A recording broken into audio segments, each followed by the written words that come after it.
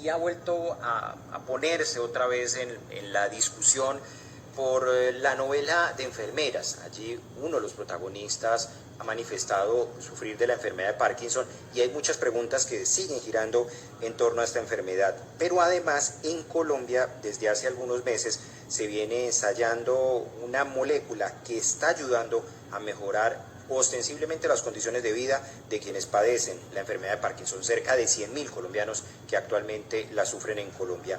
Y estamos en comunicación con el doctor Juan Camilo Rodríguez, el neurólogo experto en Parkinson, es además coordinador de la unidad de Parkinson de la Clínica La Misericordia Internacional. Doctor Rodríguez, gracias por acompañarnos esta noche en Voces RCN. Ustedes por la invitación. Doctor Rodríguez, ¿qué es el mal de Parkinson? Bueno, a mí no me gusta mucho llamarlo mal, sino me gusta más llamarlo enfermedad, digamos, porque la enfermedad de Parkinson es un trastorno que incluye síntomas de tipo motor. Entonces habitualmente los pacientes pueden empezar a sentirse más lentos, empiezan a tener, digamos, alteraciones de tipo temblor, les puede temblar las extremidades, y también puede tener algo de rigidez y alteraciones de la marcha. La enfermedad de Parkinson, pues, sabemos que es una enfermedad que va progresando con el tiempo, que los síntomas van progresando, y es una enfermedad que también puede tener otros síntomas que no son motores y que a veces mucha gente no conoce, como trastornos del ánimo, inclusive alteraciones de estreñimiento, alteraciones en el sueño, entre otros. Es decir, no necesariamente una persona que tenga esos movimientos involuntarios de las manos significa que tenga el padecimiento de Parkinson.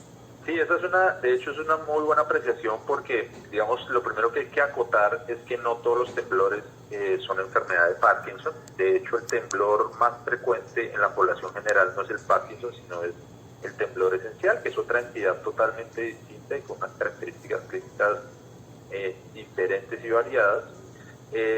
Y lo que sí es importante es que cuando el paciente esté presentando algún tipo de movimiento anormal en las manos, sea temblor o sea otro tipo de cosas, pues que consulte al neurólogo para que pueda hacerse un adecuado diagnóstico.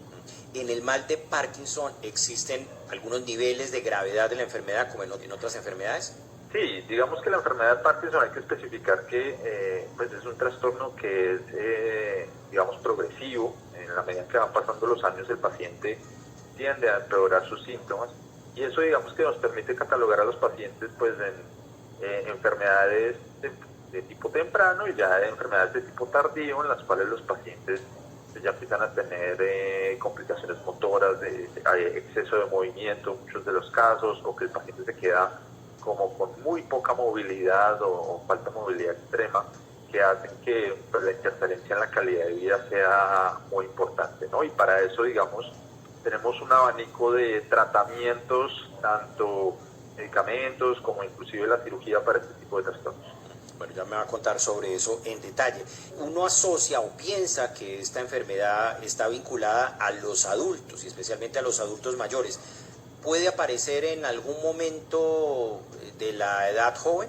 Sí, fíjate que habitualmente la población general tenemos, digamos, la conciencia o el concepto de que la enfermedad de Parkinson solo da en gente mayor, pero digamos que cuando los que trabajamos en esta área, pues cada vez vemos casos de gente más joven. De hecho, existen enfermedades de Parkinson que llamamos de inicio temprano, que son enfermedades de Parkinson que suceden antes de los 45 años, y enfermedad de Parkinson de hecho juvenil, que ocurre antes de los 20 años, y que tiene unas características muy parecidas a la enfermedad de Parkinson de los adultos, pero que también tiene sus particularidades y que requieren unos manejos a veces muy específicos, ¿no? Entonces, digamos que el concepto que hay que tener es que la enfermedad de Parkinson puede ser muy variable dependiendo de la edad del paciente, y también se puede presentar en gente joven. Oiga, me llama la atención eso. Usted dice, lo estamos empezando a ver en pacientes jóvenes. ¿Hay algo en los últimos años del tema socioambiental que esté propiciando que aparezca con más frecuencia esa enfermedad? Sí, pues sí, eso es una teoría, digamos, es una de las teorías que hay, ¿no? Que pueden haber factores ambientales, factores en la alimentación, factores tóxicos, de hecho, que pueden estar generando que la enfermedad de Parkinson se esté presentando más tempranamente en los pacientes. Sin embargo, también hay que decir otra cosa, y es que con el tiempo estamos siendo los médicos y los neurólogos, estamos siendo mucho más conscientes de la enfermedad y por lo tanto también se está haciendo más diagnóstico de la enfermedad, porque probablemente hace muchos años pues no había tanta conciencia de la enfermedad y muchas veces estas enfermedades pues no se diagnosticaban y si sucedían en la gente mayor pues te decía que ya era la edad del paciente, etcétera. Y ahora sí estamos empezando a ver que se están haciendo, digamos, los diagnósticos con mayor precisión.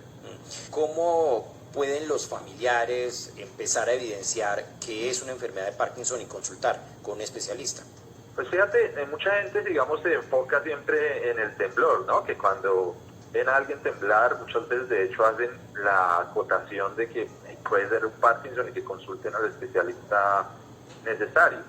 Pero hay que decir que, digamos, los factores para que uno piense que el paciente puede tener un posible Parkinson, una de las cosas importantísimas, fundamentales, es que se vea que el paciente está más lento para hacer sus actividades. Es decir, que el familiar note que el paciente está caminando más lento, que el paciente está caminando más lento, que el paciente le está llevando mucho más trabajo a hacer sus cosas habituales, que le cuesta más trabajo agarrar las cosas, que le cuesta más trabajo hacer cosas que antes hacía mucho más rápido.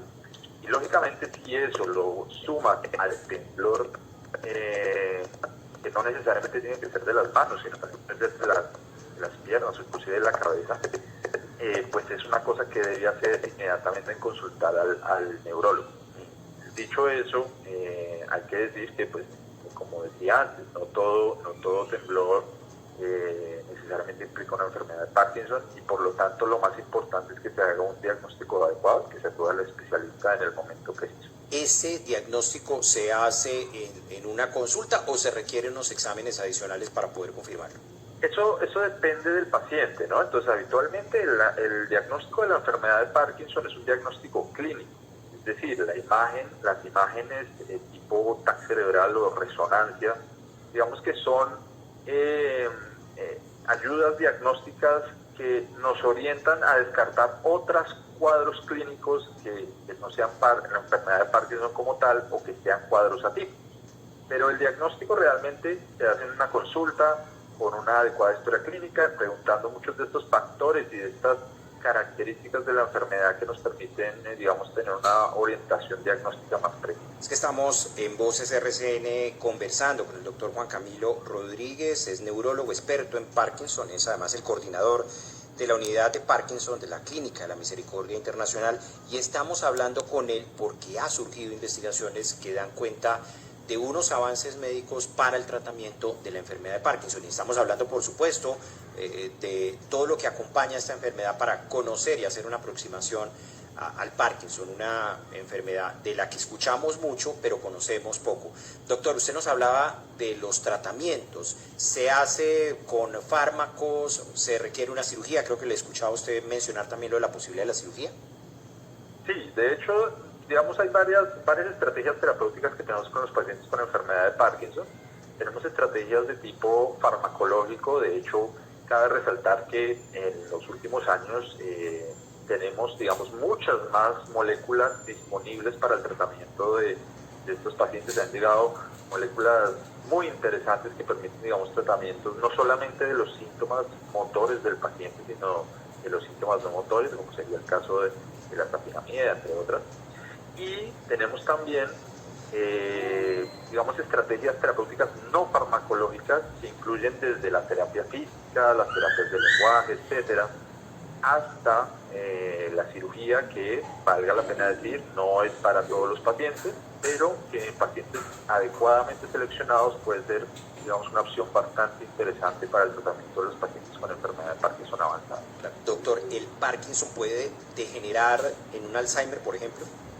Esa es una muy buena pregunta porque de hecho habitualmente la gente asocia la enfermedad de Parkinson con la demencia tipo Alzheimer y pues realmente son dos enfermedades completamente distintas. Digamos que la enfermedad de Parkinson, como lo hemos dicho, tiene un componente motor importante, un componente de lentitud, de temblor, de a veces inestabilidad, rigidez y con algunos síntomas no motores, pero la enfermedad de Alzheimer o la demencia tipo Alzheimer pues es una enfermedad netamente cognitiva, comportamental, con otras implicaciones más de tipo la memoria, alteración de la memoria y del comportamiento.